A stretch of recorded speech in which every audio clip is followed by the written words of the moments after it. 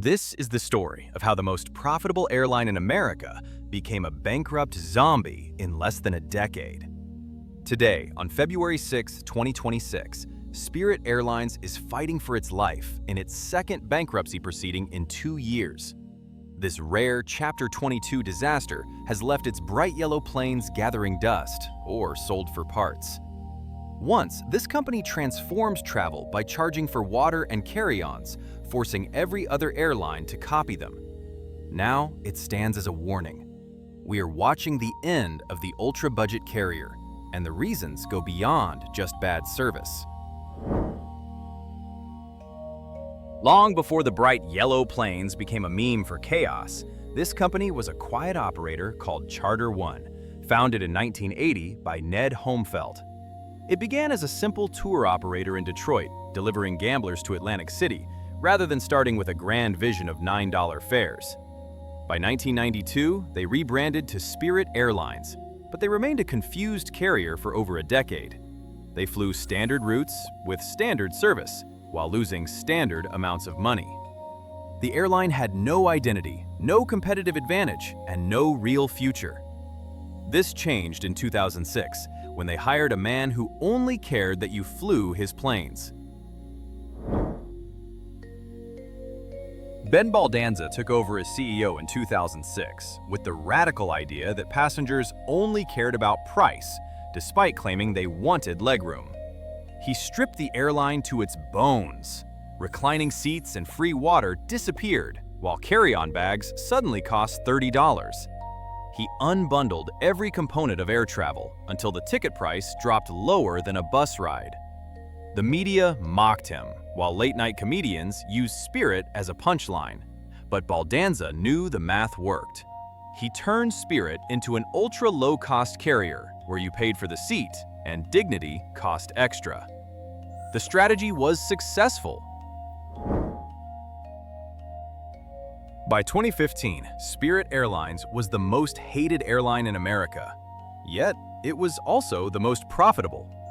Legacy carriers like Delta and United struggled with 10% margins, but Spirit posted operating margins closer to 20%. The planes were full, and the stock soared. It proved that customers would complain about cramped seats on social media one day, then book the same cheap flight the next. This period marked the peak of their power. They faced no real competition because the big airlines ignored them, assuming nobody would choose to fly in such cramped conditions. Spirit held a monopoly on misery, and that misery paid for billions in new Airbus jets. Please subscribe and hit the notification bell if you are enjoying this breakdown of how a billion-dollar empire collapsed. We release similar investigations every week. The competition eventually woke up to the threat. The legacy airlines eventually realized they were losing millions of passengers to the yellow planes. They responded by creating basic economy fares, specifically to target Spirit, instead of lowering all their prices. Delta, United, and American introduced bare-bones tickets that mimicked Spirit's rules regarding seat selection, bags, and boarding priority. The price gap shrank immediately. Passengers could fly on a Delta jet with Wi-Fi and reliable schedules for just $20 more than Spirit. Spirit's entire advantage relied on the price spread. Passengers realized the Spirit experience was not worth the savings once that spread narrowed. Their competitive advantage disappeared, just as bigger problems began. Every airline borrowed money to survive when the world stopped flying in 2020. Yet Spirit's model was uniquely vulnerable. Their business relied on high utilization, where planes flew 13 hours a day to spread out costs. The low-cost math fails instantly when planes sit on the ground. Spirit accumulated debt, including a massive billion-dollar bond backed by their loyalty program. Spirit was no longer lean by the time travel returned in 2022 because it was burdened with expensive loans. Operating costs surged while pilot wages rose, meaning their famous cheap fares could no longer cover the bills. Management knew they could not survive alone and needed a buyer immediately.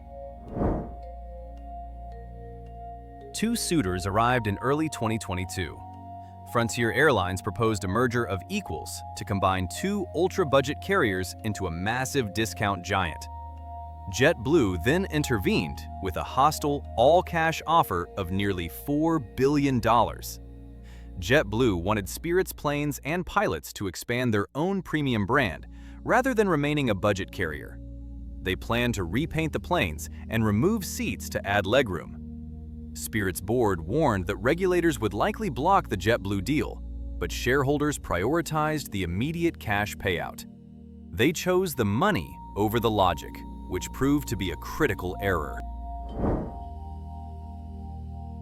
The Department of Justice sued immediately, arguing that eliminating Spirit would hurt the low-income travelers who relied on cheap fares. Judge William Young issued a ruling on January 16, 2024 that surprised Wall Street. He blocked the merger, stating that the protection was for the dedicated customers who loved the airline. The result was ironic. The court effectively doomed the airline by saving it for the customers. Spirit was left alone, with billions in debt and a failed business model without JetBlue's cash. The stock crashed 60% in days, leaving the company isolated. A mechanical crisis was also unfolding inside the engines of Spirit's newest planes. Spirit had bet its future on the Airbus A320neo, powered by Pratt Whitney's geared turbofan engines. These efficient engines contained a critical defect involving microscopic contaminants in the metal used for turbine discs. This meant parts could crack and fail mid-flight. Pratt Whitney ordered a massive recall that forced airlines to remove engines for inspections, taking up to 400 days.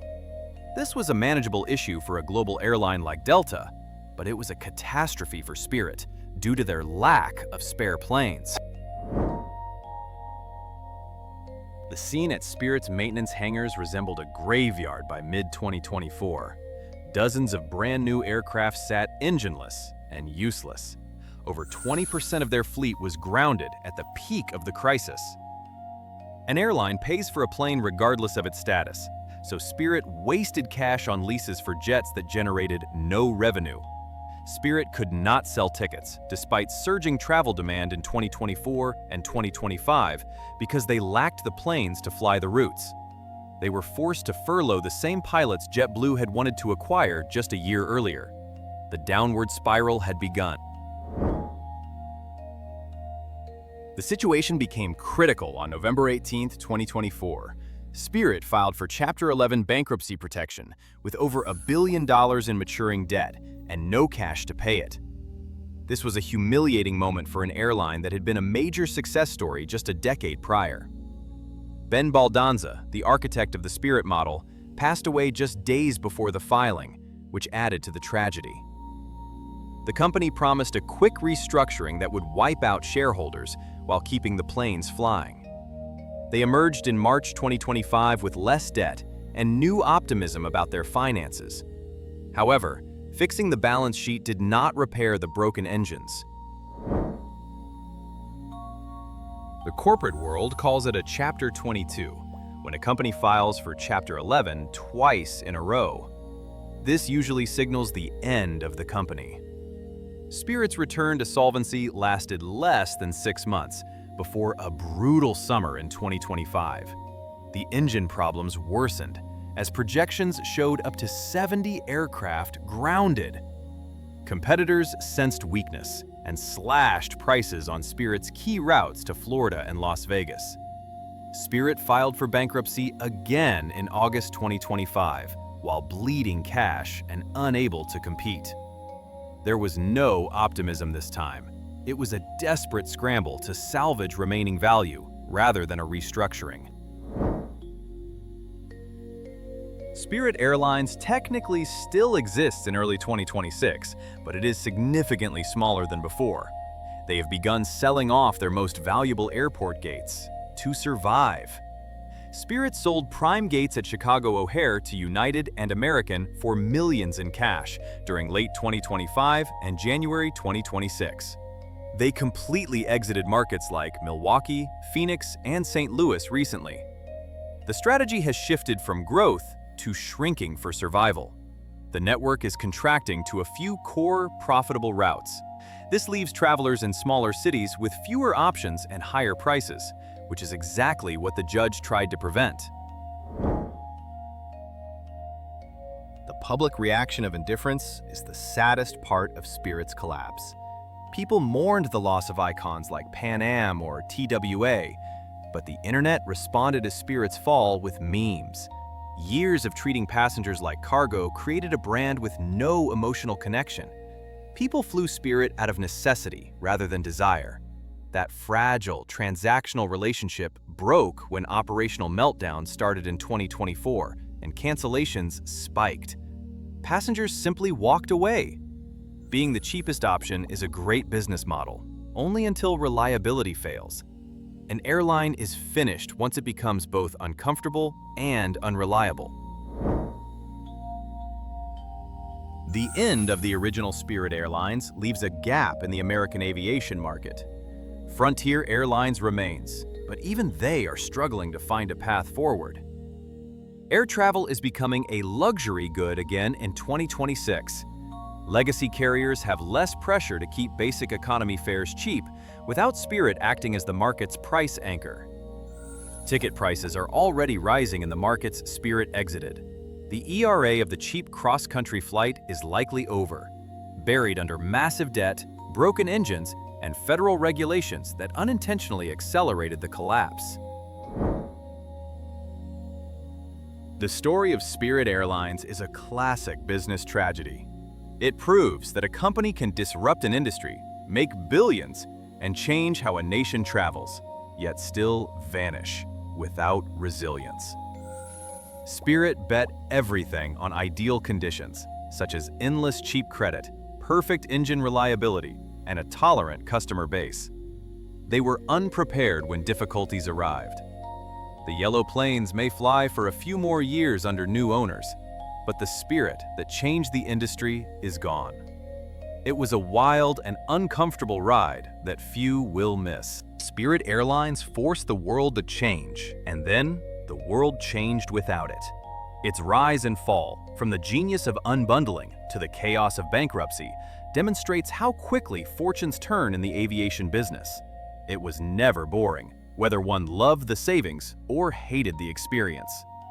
Please subscribe if you enjoyed this breakdown of aviation history, and comment on which fallen company we should investigate next. Thanks for watching.